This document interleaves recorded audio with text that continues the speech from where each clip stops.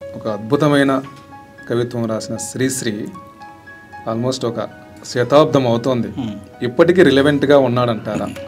శ్రీశ్రీ అనే కవి ఎప్పటికీ రిలవెంట్గానే ఉంటాడు. భారతంలో పద్యాలు, జాషువా పద్యాలు ఇప్పటికీ నిలిచి ఉన్నట్టే శ్రీశ్రీ కవితలు కూడా రెలవెంట్ ఉన్నాయి. చాలా జనరల్గా అంటే శ్రీశ్రీని చలం లాంటి వాళ్ళు, విశ్వనాథ్ లాంటి వాళ్ళు కూడా చాలా గొప్పగా పొగిడారు, అండ్ గొప్పగా దగ్గరికి తీసుకున్నారు. మహానుభావుడు అన్నారు. మీ దృష్టిలో ఎలా సార్ ఇది? అంటే ఎట్లా చూస్తారు మీరు? మామూలుగా కమ్యూనిస్టుల టెర్మినాలజీ మాట్లాడుకోవాలంటే కార్ల్ మార్క్స్ అనే ఆయన సిద్ధాంతం రాశాడు, కానీ దాన్ని ప్రాక్టికల్గా ఇంప్లిమెంట్ చేసి సక్సెస్ఫుల్గా చేసినవాడు లెనిన్ అని చెప్తాం. అలాగా తెలుగు కవిత్వాన్ని మనం పోల్చుకుంటే the father of Telugu modern poetry Gurajada Apparao గారు ఒక వెలుగు దారి పరిస్తే ఆ దారిలో నడిచి వెళ్ళినవాడు శ్రీశ్రీ. సార్, శ్రీశ్రీ వ్యక్తిగత జీవితం మీద కొన్ని కంప్లైంట్స్ వినిపిస్తుంటాయి మామూలుగా. దీని అంతటినీ సమప్ చేస్తూ కాళోజీ నారాయణరావు గారు 2 లైన్లలో చెప్పాడు, శ్రీశ్రీ రాసి పారేసిన కవితలు గుబాళిస్తుంటే ఆయన తాగి పారేసిన సీసాల సంగతి మనకెందుకు అన్నాడు.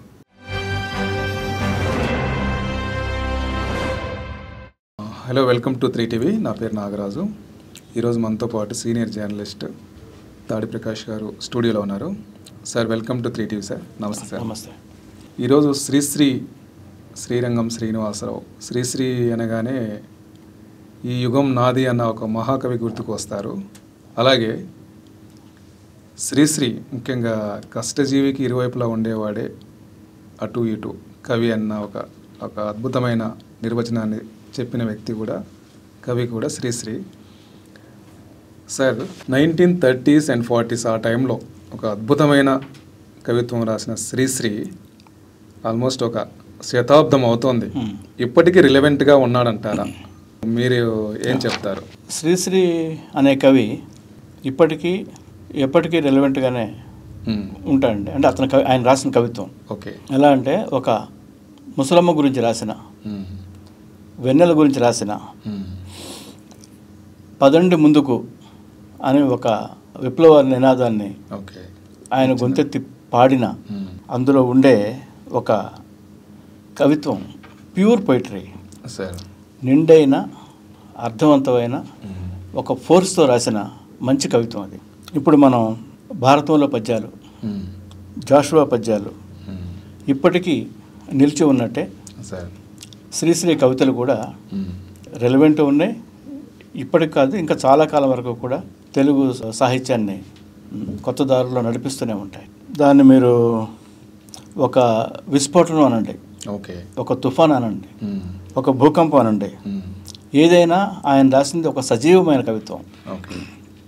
కవిత్వాన్ని అంతర్జాతీయ స్థాయికి తీసుకువెళ్ళినవాడు శ్రీశ్రీ. ఒక చిన్న కవిత, నిప్పులు చిమ్ముకుంటూ నింగికి నేను ఎగిరిపోతే నిబిడాశ్చర్యంతో వీరు, నెత్తురు కక్కుకుంటూ నేలకునే రాలిపోతే నిర్దాక్షిణ్యంగా వీరే అనే ఒక పొట్టి కవిత, చిన్న మినీ కవిత రాసిన ఓ కవిత అంటూ కవిత్వాన్ని ఆరాధిస్తూ కవిత్వం తనకేమవుతుంది అనే దాని మీద విపరీతమైన ఫోర్స్తో సుదీర్ఘమైన ఒక 7-8 పేజీల కవిత్వం రాసినా సరే అక్కడ శ్రీశ్రీ ఉంటాడు. అలా రాయటం శ్రీశ్రీకే చెల్లింది.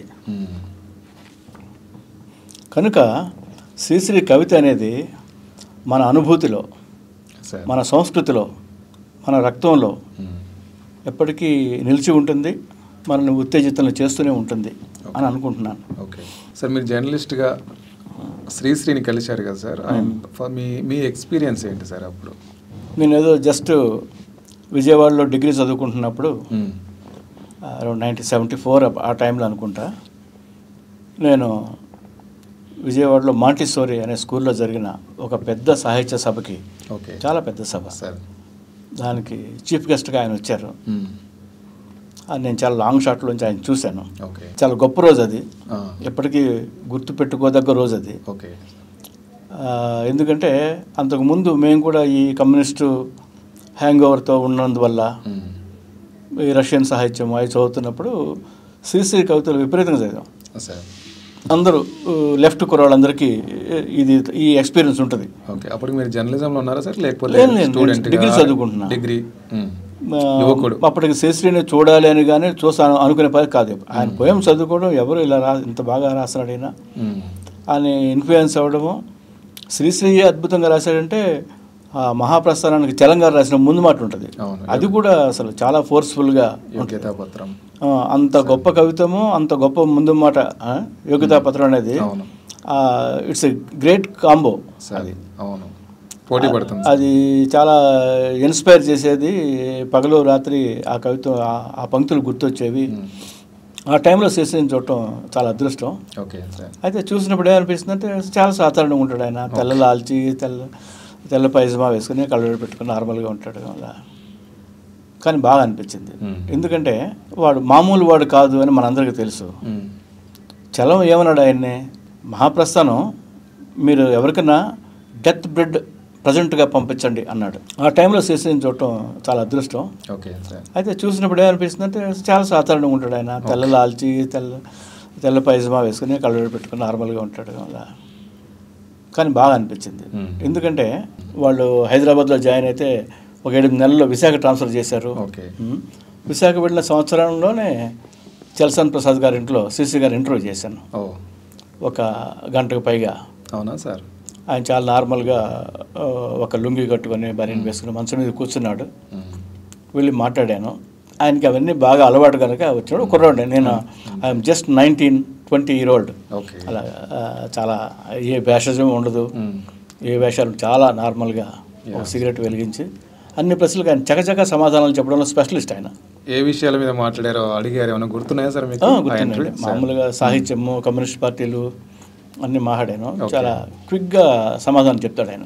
తొడుక్కోవడం కానీ తడబడ్డం ఉండనే ఉండదు. విపరీతమైన క్లారిటీ, విపరీతమైన జోకులు. అది వచ్చి అది చాలా డ్రామాటిక్గా. నాకు అప్పుడు 30వ తారీఖు శ్రీశ్రీ గారి బర్త్డే అని తెలియదు. నేను ఏప్రిల్ 29న ఆయన ఇంటర్వ్యూ చేశా వైజాగ్లో, 78 అనుకుంటా. చేస్తే మేడే రోజున ఈనాడులో నేను రాసింది ఒక 6 పేజీ ఇంటర్వ్యూ వచ్చింది, ఆయన ఇంటర్వ్యూ. తర్వాత అప్పుడే ఒరిస్సాలో రాయగడలో ఒక చిన్న లిటరీ ఆర్గనైజేషన్ ఉండేది. మామూలు చాలా చిన్నవాళ్ళు, కుర్రవాళ్ళు. అది వాళ్ళు ఎలాగో శ్రీశ్రీని కలిసి రాయగడలో చిన్న మీటింగ్ ఉంది సార్, ఇక్కడ వరకు వచ్చారు కదా, 1-2 గంటల ప్రయాణం, మీరు రండి అంటే వస్తానన్నాడు పాప ఆయన. అంటే అనుకోకుండా వాళ్ళు నా దగ్గరికి వచ్చి, అందులో ఒకళ్ళిద్దరు నాకు తెలుసు, వెలుగు రామినాయుడు, ఇంకొక ఆయన ఎవరో వచ్చి మీరు కూడా రాయగడ రండి అని అడిగారు నన్ను. అంటే ఆ ఇంటర్వ్యూ చూసినందువల్ల ఓకే అన్నాను. ఎలా రావాలి అంటే బస్ స్టాండ్కి ఫలానా రోజు రమ్మంటే వెళ్తే శ్రీశ్రీ ఉన్నాడు అక్కడ. అదేంటి అంటే మిద్దరు బస్ ఎక్కి వచ్చేయండి అని చెప్పారు. నాకు చాలా ఆశ్చర్యం వేసింది. వైజాగ్ నుంచేనా సార్ అది? వైజాగ్ నుంచి రాయగడ ప్రయాణం, ఒక పిచ్చి ఎర్ర బస్సు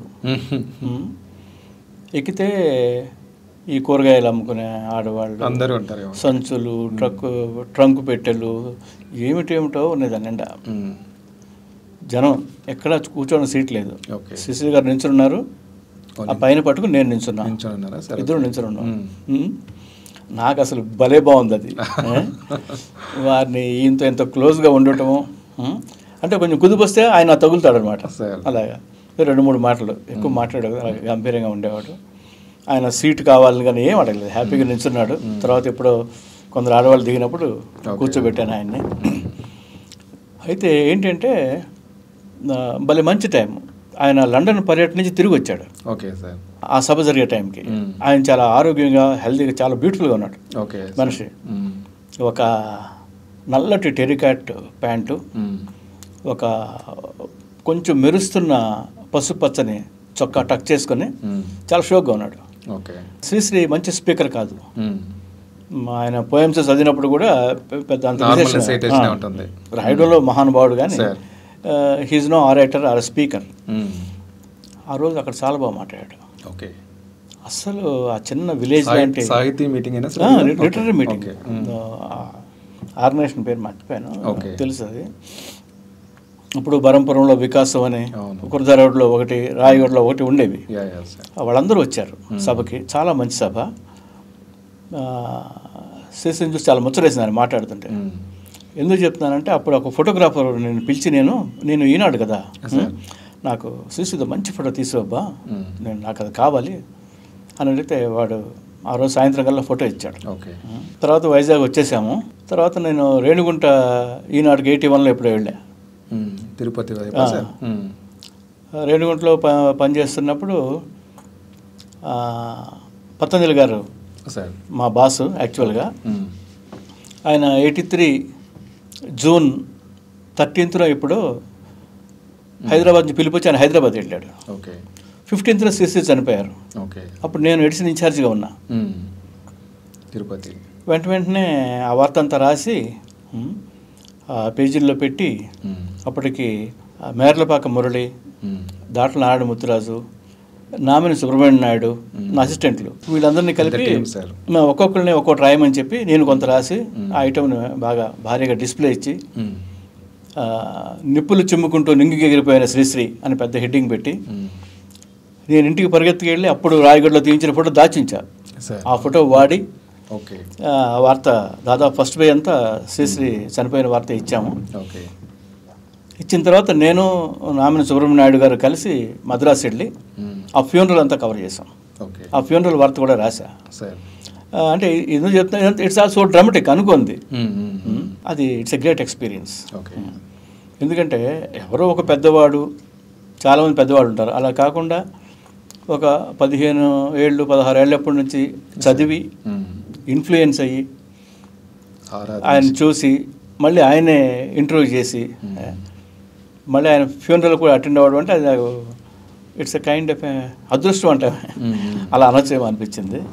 అది ఎప్పటికీ నాకు అది కేవలం జర్నలిజంలో జరగడం వల్ల కొన్ని అడ్వాంటేజెస్ ఉంటాయి, డిసడ్వాంటేజెస్ చాలా ఉంటాయి, కానీ ఇలాంటివి చాలు జీవితానికి సరిపడే ఉంటాయి మెమరీస్.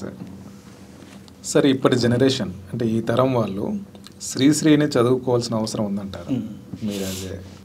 బేసిక్గా నేను కవిని కాదు సార్, నేను జర్నలిస్ట్ని. Writer and journalist.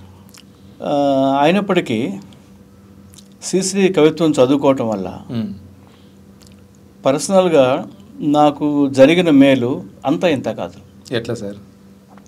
ఎట్లా అంటే ఆ భాషలో ఉన్న పదును, అక్షరాలని, భాషని అంత ఫోర్స్తో ఉపయోగించటం, వాటికి ప్రాణం ఇవ్వటం, అక్షరాలని జ్యోతులుగా వెలిగించటం. అవి మన సాధారణమైన భాషే కదా, మనం రోజు మాట్లాడే తెలుగే కదా ఆయన రాసేది, కానీ వాటికి ఇంత పదును. చలం ఏమన్నాడు, మాటల్ని ఈటెలుగా మంటలుగా మార్చగలడం శ్రీశ్రీకి వచ్చు అన్నాడు.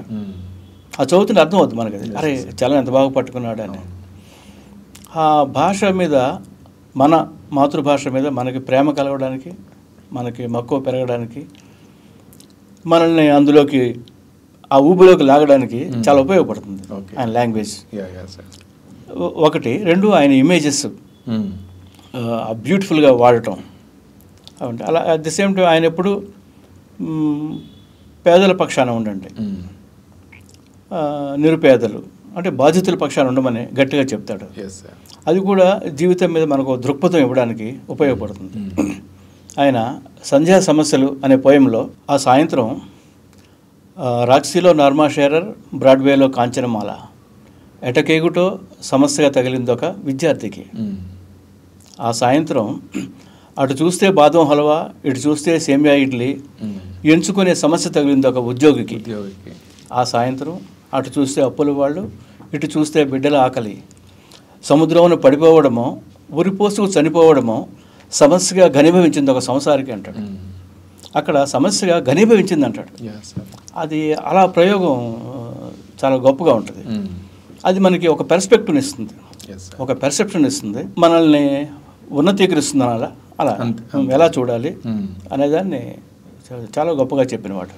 కనుక ఈ జనరేషన్ కాదు, వచ్చే జనరేషన్ కూడా చదువుకోవాలి. చాలా జనరల్గా అంటే శ్రీశ్రీని, చలం లాంటి వాళ్ళు, విశ్వనాథ్ లాంటి వాళ్ళు కూడా చాలా గొప్పగా పొగిడారు అండ్ గొప్పగా దగ్గరికి తీసుకున్నారు, మహానుభావుడు అంటారు. మీ దృష్టిలో ఎలా సార్ ఇది, అంటే ఎట్లా చూస్తారు మీరు శ్రీశ్రీని? కొత్తగా చర్చించే విషయం ఏమీ కాదు యాక్చువల్గా. నిజమైన మహానుభావుడు శ్రీశ్రీ.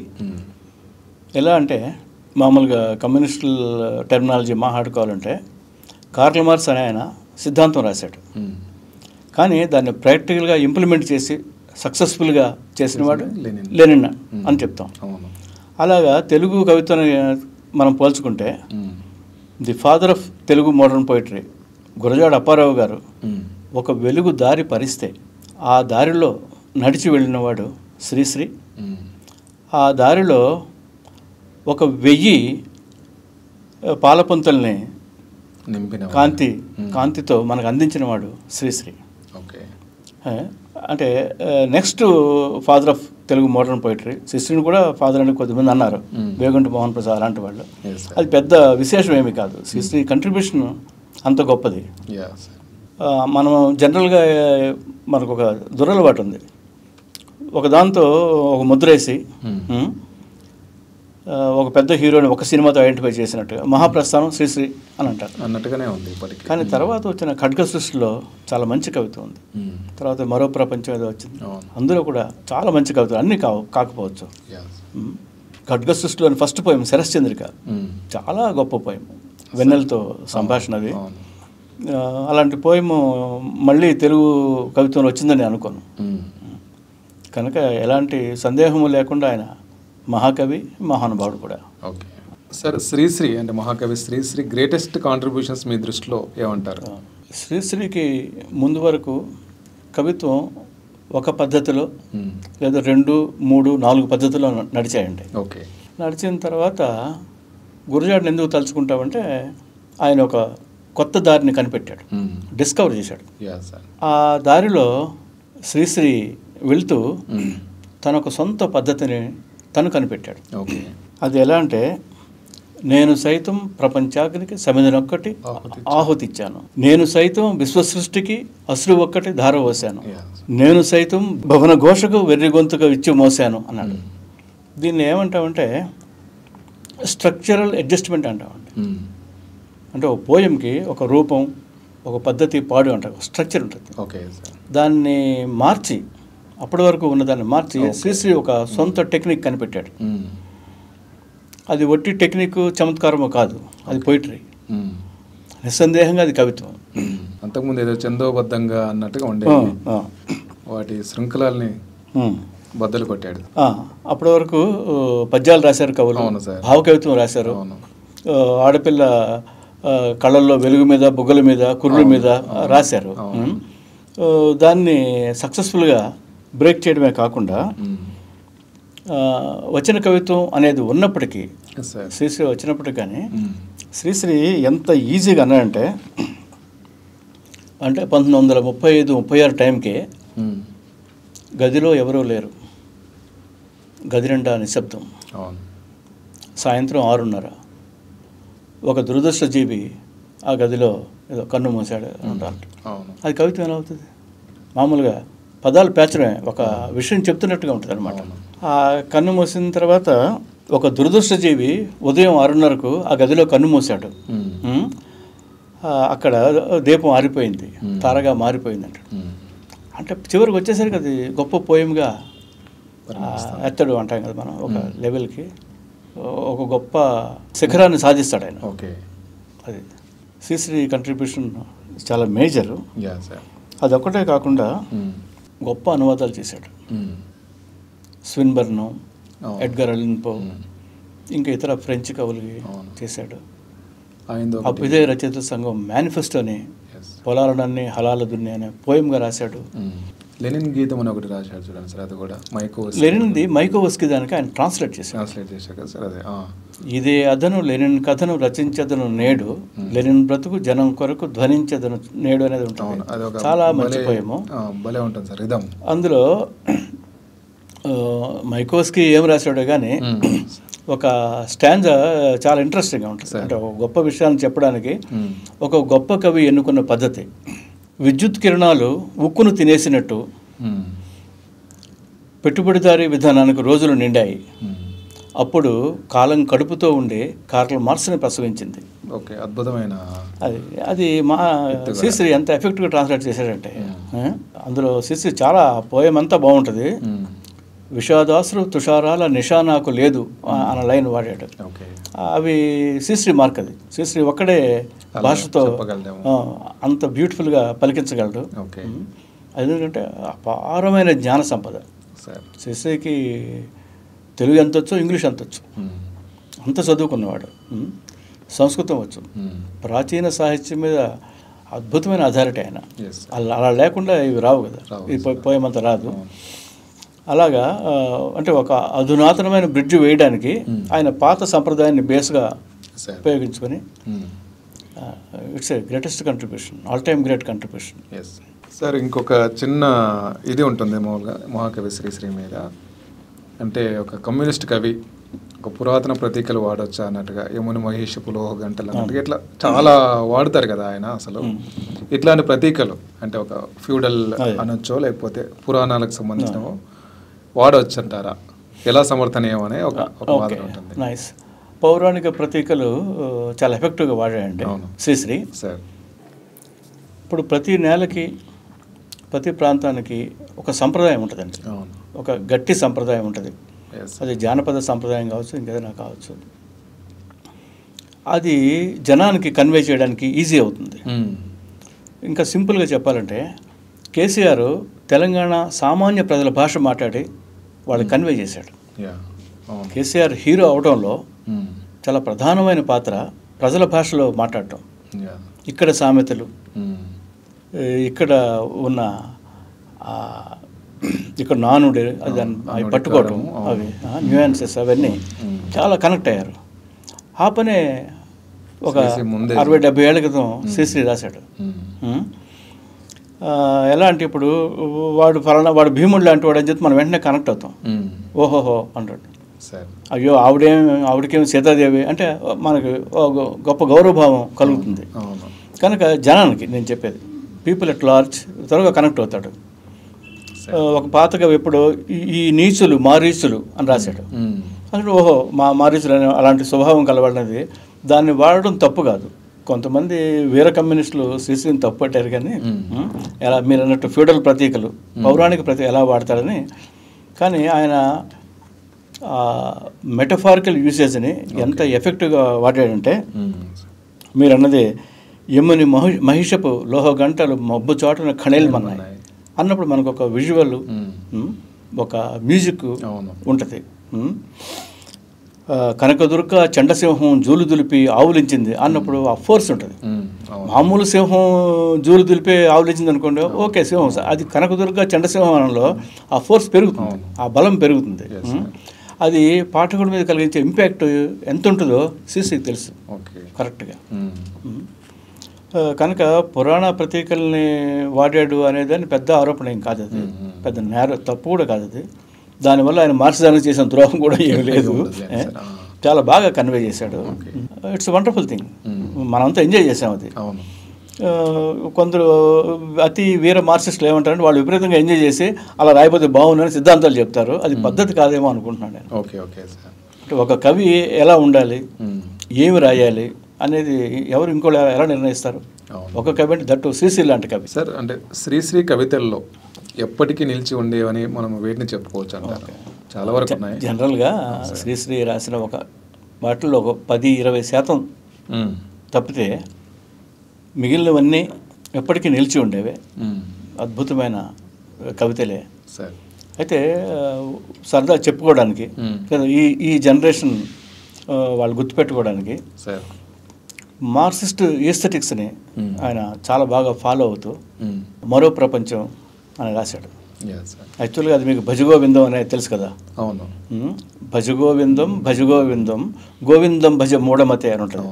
మరో ప్రపంచం మరో ప్రపంచం మరో ప్రపంచం పిలిచింది అని దాన్ని ఆల్ట్రా మోడర్న్ దాంతో నడిపించాడు ఆయన ఫోర్స్ఫుల్గా. గొప్ప గీతం. అందులో ఎర్రజెండాలు ఎగరేసినా, విప్లవం అన్నా, జై అన్నా సరే ఇది చాలా షీర్ ఫోర్స్. ఆ పోయం చదువు దానికున్న నడక అది గొప్ప పోయం, ఆల్ టైమ్ గ్రేట్. మరో ప్రపంచం కవిత, అందుకనే మహాప్రస్థానంలో ఫస్ట్ పోయం అది. అలాగే ఆయన కవిత్వం గురించి కవితామ తల్లి అనేది తనకి ఆవహించినప్పుడు ఏం జరుగుతుంది అని రాసిన కవిత ఓ కవిత నా యువకాశల సోమపేశల నవవర్ణంలో అనేది చాలా గొప్ప పోయం, అందరికీ తెలుస్తుంది. ఆ పోయం చదివిన తర్వాత మనం చాలాసేపు నార్మల్ కాలేం, కొన్ని రోజులు కూడా చాలామంది కాలేకపోయారు. నాకు పెద్ద పెద్ద కవులే ఆ మాట చెప్పారు. అలాగే ఇందా అనుకున్న శరశ్చంద్రిక అనేది ఆయన వెన్నెలతో మాట్లాడతాడు. నవీన విశ్వవిద్యాలయాల్లో పురాణ కవిత్వంలా ఎలా వచ్చావేం వెన్నెలా అని ప్రారంభమవుతుంది. ఇట్స్ ఏ వండర్ఫుల్ పోయం అది. అలాంటి చాలా చెప్పచ్చు. ఇందాక మనం అనుకున్న ఆ చిన్న ఆహ్ అనే చిన్న పోయంతో సహా, అలాగే ఆయన అంటే ముసలమ్మ మీద పోయం చాలా గొప్ప పోయము, కానీ అప్పటి రాయడం ఇంకా గొప్ప. ఇప్పుడు ఎవరైనా రాస్తారు అలాంటి పోయము. దారి పక్క చెట్టు కింద ఆరిన కుంపటి విధాన మూలుగుతూ ముసురుతున్న ఈగలతో వేగలేక అని అలా రాయటం మామూలు మాటలనే ఉంటాయి అవన్నీ, కానీ పోయం అయ్యేసరికి పేలిపోతుంది అనమాట. ఆ ఇంపాక్ట్ని తెలిసి రాసిన కవి. ఆయన ఏదో అమ్మాయికి వెర్రివాడిలాగా ఓవరాక్షన్ చేసి రాసే ఏ లైన్ రాస్తే ఎప్పుడు రాస్తే ఏమవుద్దో శ్రీశ్రీకి తెలుసు. అంటే డైలాగ్ చెప్పేవాళ్ళు ఉంటారే, ఒత్తి చెప్పినప్పుడు, మందిరంలో చెప్పినప్పుడు, హై పిచ్కి వెళ్ళినప్పుడు ఏమవుద్ది పాఠకుడికి అనేది తెలుస్తుంది ఈ డబ్బింగ్ ఆర్టిస్టులకి వాళ్ళకి. అలా ఆ శ్రీశ్రీకి ప్రతి అక్షరం మీద పూర్తి అథారిటీ. అలా చాలా కవితలు చెప్పుకోవచ్చు. కొంపెల్ల జనార్దనరావు అనే మిత్రుడు చనిపోయినప్పుడు ఆయన ఒక ఎలిజీ రాశారు, దాని పేరు కొంపెల్ల జనార్దనరావు కోసం అని. తెలుగులో ఇప్పటిదాకా అంటే 2020 సంవత్సరం దాకా వచ్చిన ఎలిజీల్లో దాన్ని మిల్చిన ఎలిజీ నేను చదవలేదు. అంత గొప్పది. ఎంత సింపుల్గా బిగిన్ చేశారంటే, తలవంచకు వెళ్ళిపోయావా నేస్తం సెలవంటూ ఈ లోకాన్ని వదిలి అని ఉంటుంది. Such wonderful. అంటే కొంపెల్ల జనార్దనరావు ఈ జనరేషన్ కానీ మాకు కానీ ఎవరికి తెలియదు, పేరు మాత్రమే తెలుసు. కానీ తెలుగు కవిత్వం ఉన్నంత వరకు కొంపెల్ల జనార్దనరావు బతికే ఉంటాడు ఒక్క శ్రీశ్రీ పోయంతో. That is the greatness of మహాకవి. సార్, శ్రీశ్రీ వ్యక్తిగత జీవితం మీద కొన్ని కంప్లైంట్స్ వినిపిస్తుంటాయి మామూలుగా, వాటిని ఎలా? శ్రీశ్రీ అంతటి మహానుభావుడు కనుక ఆయన పర్సనల్ లైఫ్ని పట్టించుకుంటాం, అది పెద్ద తప్పు కూడా ఏం కాదు. అయితే ఏంటంటే యాక్చువల్గా పెద్ద ఆరోపణలు కాదు, ఆయన కొంచెం అనార్కిక్గా ఉంటాడని, అరాచకం అని, తాగుతాడని, ఆయన సరోజ ఆయన రెండో భార్య అని, ఇలాంటివి మామూలుగా చెప్తుంటారు. అయితే శ్రీశ్రీ చేసిన కంట్రిబ్యూషన్ ముందు, ఆయన రాసిన గొప్ప కవిత్వం ముందు ఇవన్నీ చాలా ట్రివియల్ విషయాలు. మనం ట్రివియల్ విషయాలా కాదా చిల్లర సంగతులు అని అనుకునే కంటే అనంతం అనే ఆయన జీవితచరిత్రలో ఆయన అన్నీ రాశాడు. ఆయన రాసుకున్నాడు, ఏమీ దాచలేదు. నేను చాలా మహానుభావుడు అని చెప్పుకునే ప్రయత్నం చేయలేదు. దీని అంతటినీ సమప్ చేస్తూ కాళోజీ నారాయణరావు గారు 2 లైన్లలో చెప్పాడు, శ్రీశ్రీ రాసి పారేసిన కవితలు గుబాళిస్తుంటే ఆయన తాగి పారేసిన సీసాల సంగతి మనకెందుకు అన్నాడు. చాలు కదా. జనరల్గా శ్రీశ్రీ కవిత్వం అంతా కూడా సరే అంటే ఒక విప్లవ ఈ ప్రస్థానం లాగా ఉంటుంది చాలా వరకు. అయితే అట్లాంటి విప్లవ కవి సినిమా పాటలు రాయొచ్చు అనే ఒక ఆర్గ్యుమెంట్ కూడా వినిపిస్తుంటుంది. దీని మీద ఏం చెప్పవచ్చు సార్ మనం? అదే, ఎంత కవైనా కవులకి కవైనా శ్రీశ్రీ అయినా వాడు బతకాలి. శ్రీశ్రీ పేదల గురించి రాస్తాడు కనుక శ్రీశ్రీ చారన్నం బెండకాయ వేపుడే తినాలి అని చెప్తాం. శ్రీశ్రీ మటన్ బిర్యానీ తింటాడా? అదేంటి, రాసినంత పేదల ఆకలి గురించి కదా అని అంటే ఎలా?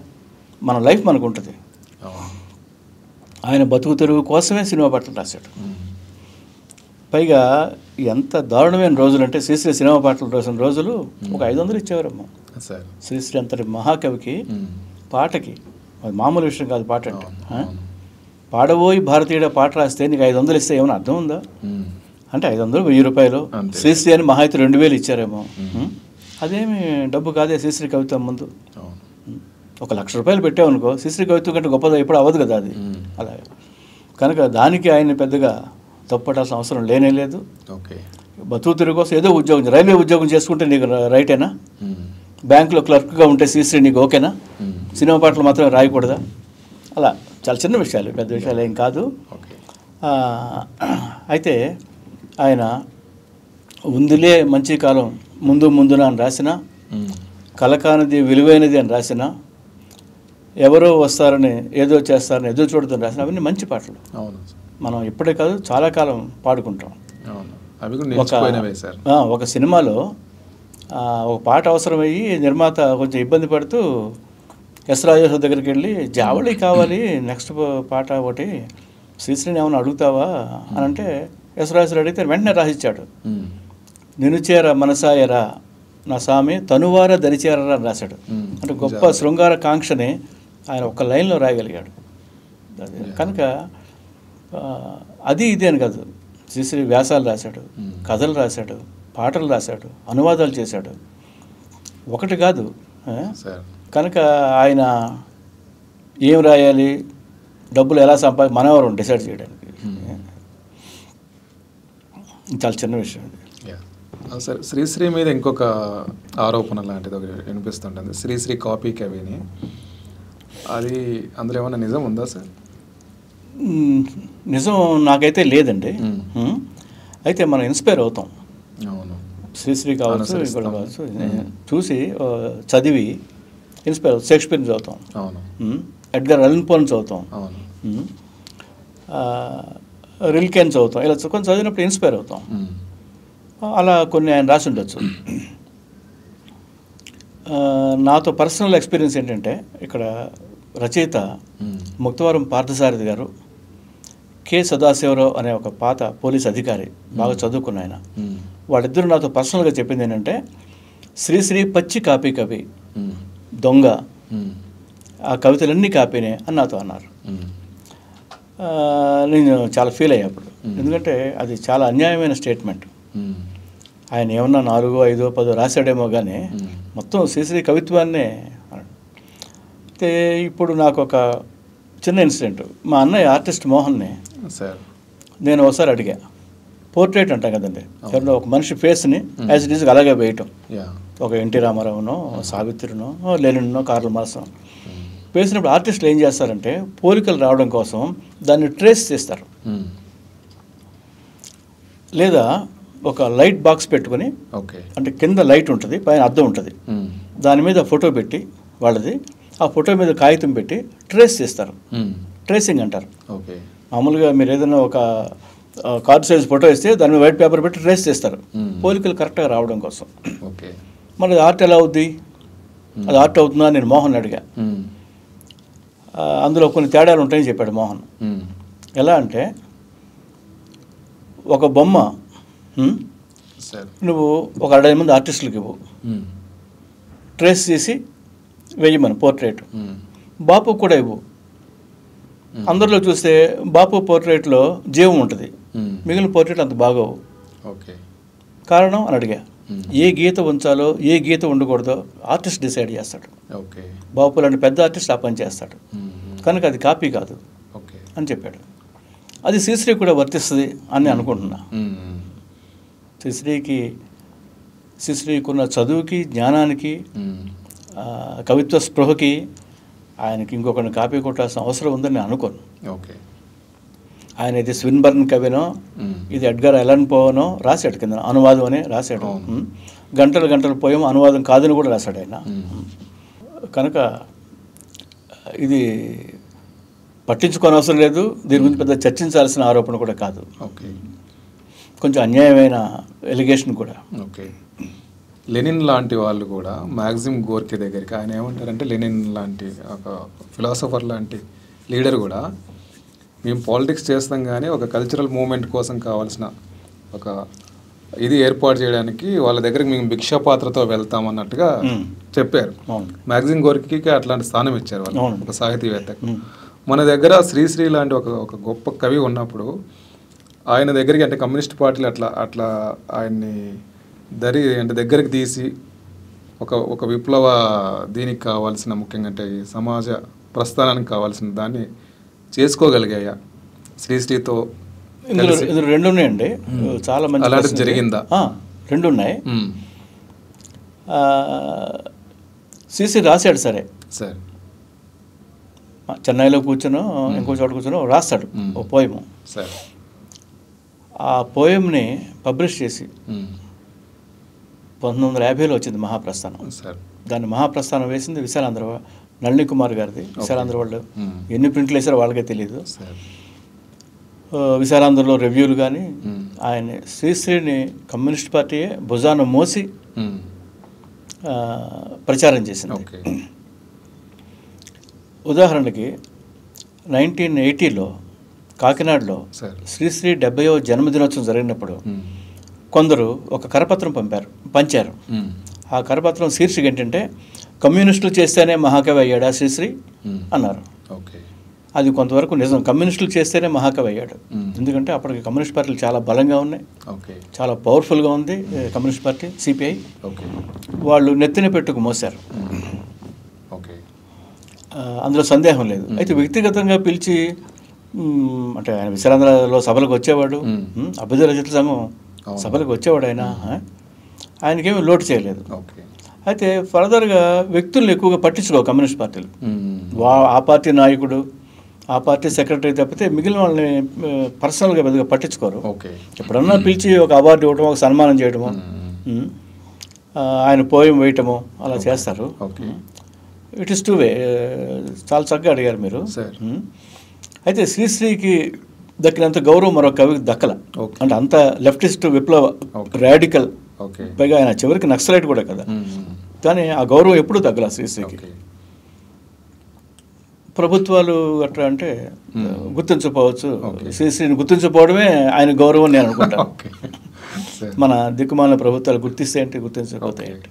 సరే, ఇంకొకటి అంటే ముఖ్యంగా అంటే మన దగ్గర కమ్యూనిస్ట్ పార్టీలు అంటే తర్వాత కాలంలో సిపిఐ, సిపిఎం, ఎంఎల్ గ్రూపులు ఇట్లా ఒకదాని తర్వాత ఒకటి ఇట్లా విడిపోతూ వచ్చాయి కదా సార్.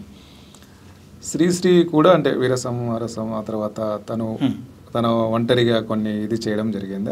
ఆయన ఎప్పటికి కూడా హోప్ కోల్పోయిన మనిషిలాగా కనిపించలేదు ఎక్కడ కూడా. ఆయన జీవితాంతం కూడా విప్లవం వస్తుందనో లేకపోతే మంచి సమాజం వస్తుందనే ఇది అట్లాంటి హోప్ కనబరిచారు కదా సార్. ఆయన కనబరచడం కాదు సార్, రికార్డు చేసి ఉన్నాయి సార్. అవన్నీ అప్పుడప్పుడు కొటేషన్స్గా కూడా అన్ని చోట్ల వస్తూ ఉంటాయి ఇప్పటికి కూడా. అదే లే పరిగెత్తు, అవును, నడువు, పడిపోయేవా, పాకు, ఏమన్నా సరే నువ్వు యాక్టివ్గా ఉండి లక్ష్యం వైపే వెళ్ళు అనేది ఆయన చాలాసార్లు చెప్పాడు. ఆయన పూర్తిగా ఆశావాది, ఆశాజీవి. ఆ విషయంలో ఎప్పుడు ఆయన ఎన్ని వ్యక్తిగతంగా పార్టీలు అరసం విరసం అయినప్పుడు కూడా ఆ గొప్ప హోప్తోనే ఆ డ్రీమ్ని ఆయన ఎప్పుడు కోల్పోలేదు. చివరిలో అన్నది ఏంటంటే ఆయన నాలాగా ప్రజలకి అర్థం కాని రాసే కంటే గద్దర్లాగా, వంగపండులాగా రాసే ప్రజా కవిత్వం కావాలి అన్నాడు. ఆ మాట అన్నారా సార్ ఆయన చివరిలో? హి కన్ఫెస్డ్. ఓకే సార్, చివరిగా శ్రీశ్రీ ఈ యుగం నాది అని చెప్పుకోగలిగేంత ధైర్యం ఎక్కడి నుంచి వచ్చిందంటారు ఆయనకు? అంటే ఒక మహాకవిగా చెప్పగలిగాడంటే మామూలు విషయం కాదు కదా సార్. అయింది అంటే తెలిసిపోతూ ఉంటుందండి. మనం బాగా రాసినప్పుడు ఒకటి బాగా రాసామని తెలుస్తుంది. ఒకటి బాగా రాసామంటే శ్రీశ్రీ అలాంటి 150 బాగా రాశాడు. రాసినప్పుడు ఈ శతాబ్దం నాది అన్నాడు. అలా అనగల చావు ఉన్నవాడు, అనగల తెగువ ఉన్నవాడు, నిజంగా అంత సామర్థ్యం ఉన్నవాడు శ్రీశ్రీయే. కొద్దిమంది లేరా అంటే మహానుభావులు ఉన్నారు, కానీ శ్రీశ్రీ తర్వాత అని చెప్తాం. అలా అతి వేళ్ల మీద లెక్క పెట్టే కదా కొద్దిమంది ఉన్నారు. శ్రీశ్రీ దగ్గరికి వెళ్ళేవాళ్ళు కూడా తక్కువ మంది ఉంటారు. పొయిట్రీ వరకు, as far as poetry is concern, he is the man. ఆ యుగం ఆయనదే. Okay, thank you sir, thank you so much. మీరు శ్రీశ్రీతో పర్సనల్గా చేసిన ఇంటర్వ్యూల గురించి అండ్ మీ అబ్జర్వేషన్ గురించి అండ్ ఇప్పటి తరం శ్రీశ్రీని చదవాల్సిన అవసరం ఏంటో ఇవన్నీ కూడా చాలా వివరంగా చెప్పారు. Thank you so much sir. Thank you.